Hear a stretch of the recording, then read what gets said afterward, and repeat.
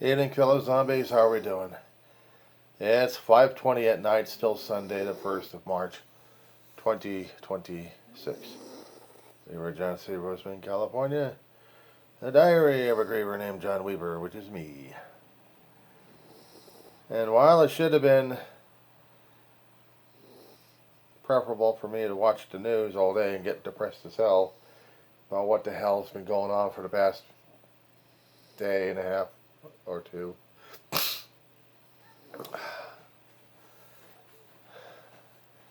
very upsetting emotionally and everything else. A lot of postings I'm doing late right now because I am trying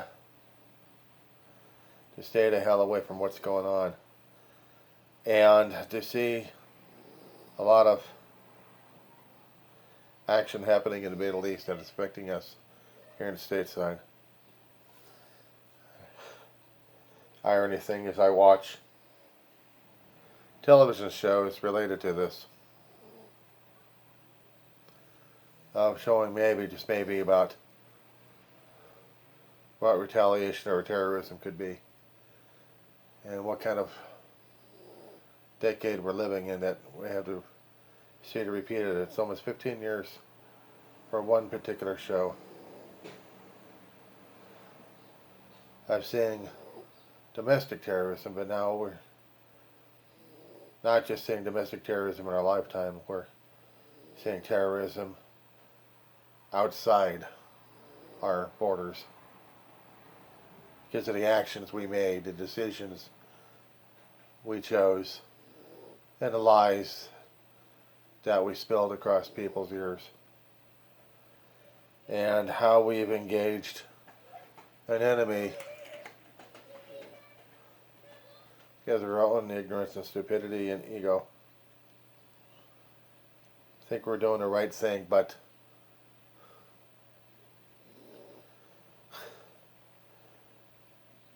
regime change that they keep calling is dumber than anything else I've seen.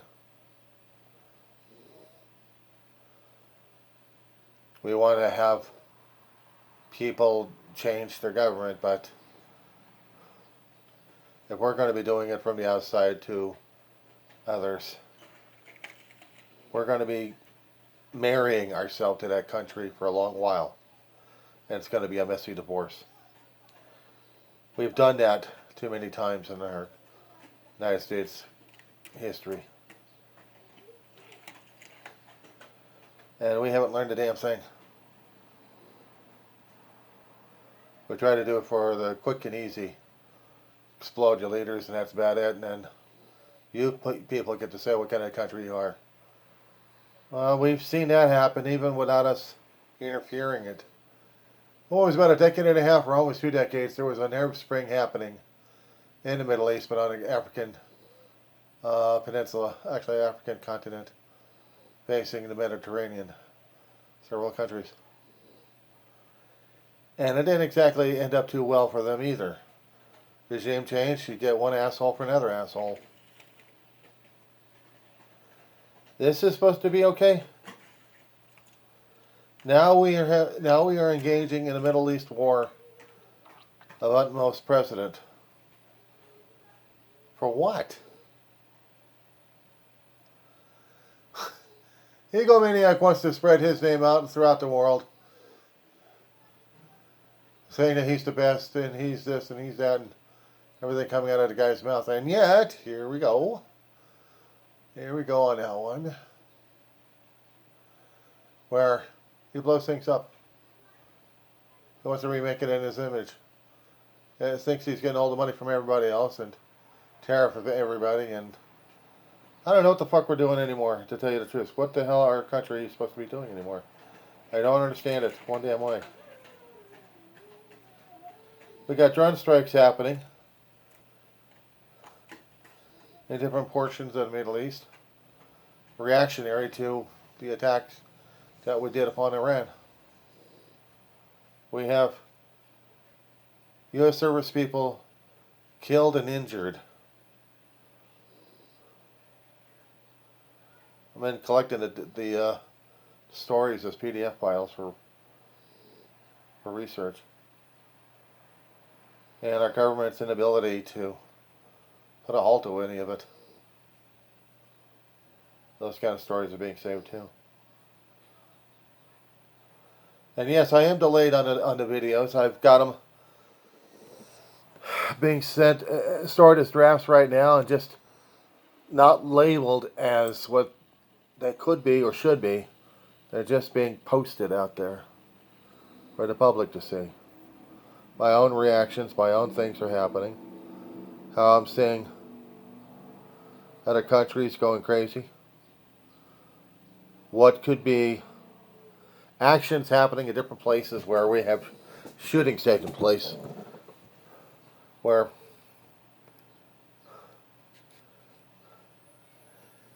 mass casualties are happening stateside. Maybe in protest, maybe not, I don't know. But it is still very nauseating to see this and wondering what the hell are we doing to ourselves. I don't get it. I don't get it.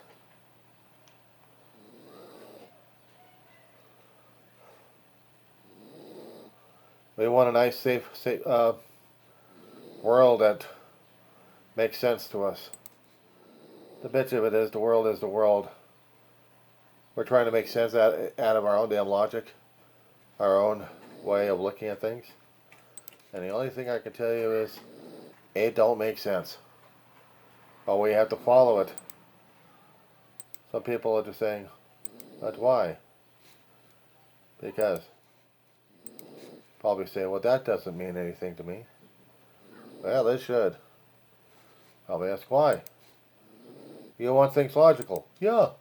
Why? Because we can't stand insanity. And if we did, would we be able to deal with it? Personal letters that I've sent out already to different people are being made public for today and tomorrow. Or for a couple of days yesterday.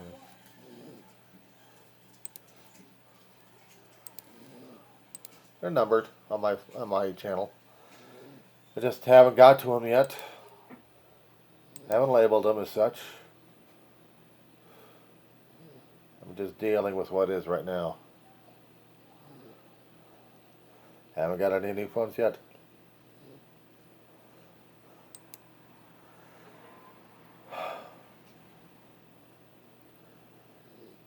Right now, I'm going to turn on CNN and see if I can get news. What's going on? Israel is saying that Lebanon did strike in, they say, open areas here in Israel. And those, we heard all of those explosions, ingoing, outgoing, not clear, but that is what is happening. Is Jeremy Diamond has been describing this as now a whole new front in this expanding war. Out front now, Vali Nasser, he is an Iranian-American professor of Middle East and International Affairs at Johns Hopkins University, and he is also the author of Iran's Grand Strategy, A Political History. One of the most important voices on this topic. And Vali, I'm grateful that you took the time to be with us tonight.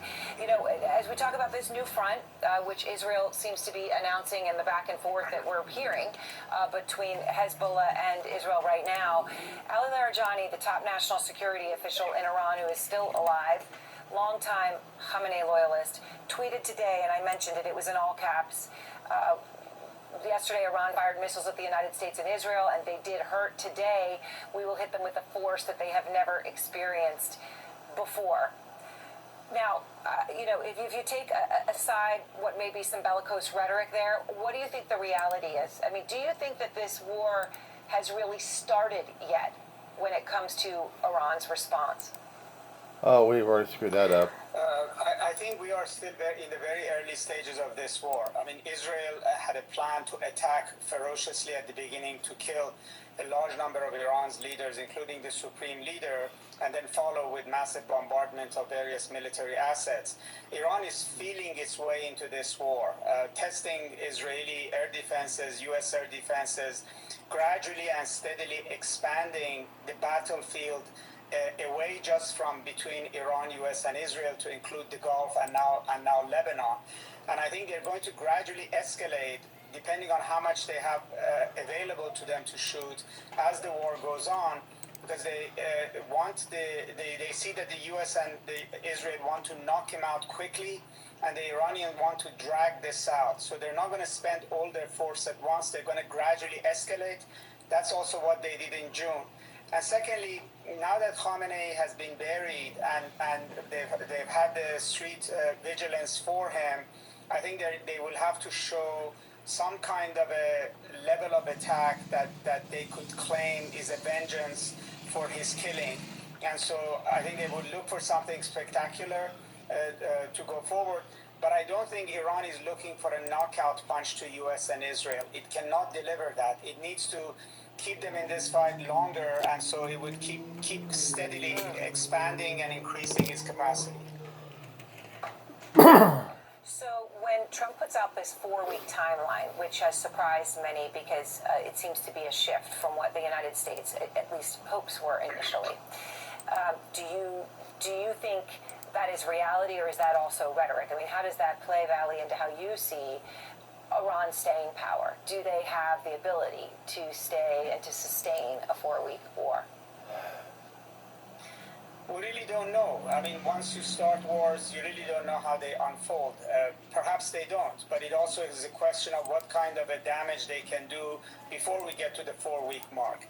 And also, President Trump's words really don't have much credibility, because he says one thing and then he shifts. First it's about regime change, then he says he's willing to talk to the Iranians, he wants to negotiate. Now he says he may stay there for 4 weeks. And so I think the Iranians are not listening to the dates that he's putting down. They actually have a plan, and the plan is that they gradually will try to expand the scope of the areas of risk and defense that the United States has to contend with. The U.S. started this war planning to only defend Israel by bringing the aircraft carrier Ford to Haifa. But now it is being put in a position that it has to plan for defending all the GCC countries, shipping lanes and energy sources, tankers, Straits of Hormuz, and all of that the United States can do, but it will have to do it at much greater cost and much greater risk. And it comes down to what is President Trump's threshold for accepting cost of war. Yeah. And also, of course, the opportunity cost of what that would mean for other crucial theaters, for example, in Asia. The Iranian foreign minister, Vali, says that a new supreme leader could be selected in a day or two. And now, obviously, there's a lot of possibilities in there, right? Could, day or two. But I find it interesting because there's been so much focus on this, right? That the supreme leader was the supreme ruler of Iran for 37 years, and so definitional. That you, Vali, think that whoever is chosen to succeed Khamenei is actually irrelevant. How come? Well, anybody coming in right now, it would take them a long time before they establish authority. Khamenei, even before he died, he delegated most of the decision-making, particularly wartime decision-making, to commanders, to his national security advisor, to various branches of the government. This was part of the strategy of surviving decapitation. They wanted a system that you could not paralyze by killing 1 or 2 or 3 people. This worked for them during the June War, when Israel killed 30 commanders and they were able to fight. Israel has killed another 30, 40 senior people, including the country's top leader, and the country's functioning. So this system doesn't depend on the next guy coming in. And they don't count on the fact that this guy would need to spend some time getting acclimated and consolidate power. So constitutionally, and in order to show that the system is going to continue, they will choose someone, but they're not right now looking for that someone to come first day in the office and take command of everything. All right, Vali, I appreciate your time. As I said, thank you so much. And also breaking as we speak, we have just obtained a photo. All right, this photo is of the gunman in the mass shooting in Austin, Texas. U.S. law enforcement is now investigating whether the strikes on Iran motivated that shooting. 2 people were killed, 14 injured. The gunman was also killed, but he had a shirt on with an Iranian flag design, law enforcement officials are telling CNN. So I want to go to John Miller. He's out front. And John, you obviously broke all of this reporting. What more can you tell us about this? It's very disturbing. Very. Well, immediately the FBI's Joint Terrorism Task Force responded to the scene of this shooting because of what they were being told by police. Now, Indiaga Diakni, the 53-year-old alleged gunman who was killed by police as he walked down the street allegedly holding a rifle and shooting at additional people, is somebody who came to the United States around 2000. He was naturalized as a U.S. citizen around 2013. He shows several minor arrests in New York City in the early 2000s for things like street peddling without a license and others. In Texas, he's got one arrest for what appears to be maybe a hit-and-run accident, but a number of encounters with police involving mental health issues. Now, that's part of the rub here. The FBI was not calling this an act of terrorism, saying they were there investigating that, and they were very specific. Alex Duran, the special agent in charge of the San Antonio field office, said that there were indicators on the subject and in his vehicle that indicate a possible nexus to terrorism. Of course, the T-shirt with the Iranian flag, given the timing of this event, is a strong indicator, along with other things. They've executed search warrants at his house. They are looking at his electronics and his social media accounts. All right, John Miller, thank you very much. And I want to go straight now to the Democratic Congresswoman Chrissy Houlihan, because she sits on both the House Armed Services and Intelligence Committee. So the nexus of what is happening here. Also, of course, Congressman also is an Air Force veteran who served during Operation Desert Storm. Congresswoman, the president is calling this operation that the United States is arm in arm with Israel, Operation Epic Fury. How concerned are you that law enforcement is now investigating, with the reporting that John is just sharing, that the U.S. strikes on Iran could have now played a role in a mass shooting in Texas? So, of course, that's concerning, but it does sound, at least on first blush, as being a very sick man doing very, very difficult and sick things because he's challenged in different ways. And I think that we should stay focused on the main thing that's happening in our news stories right now, and that the fact that the American people are watching and listening. This president having taken a unilateral action to attack Iran, not to say that they are not a very bad regime and this is not a very a dangerous country, but rather to say that this is not what the American people signed up for.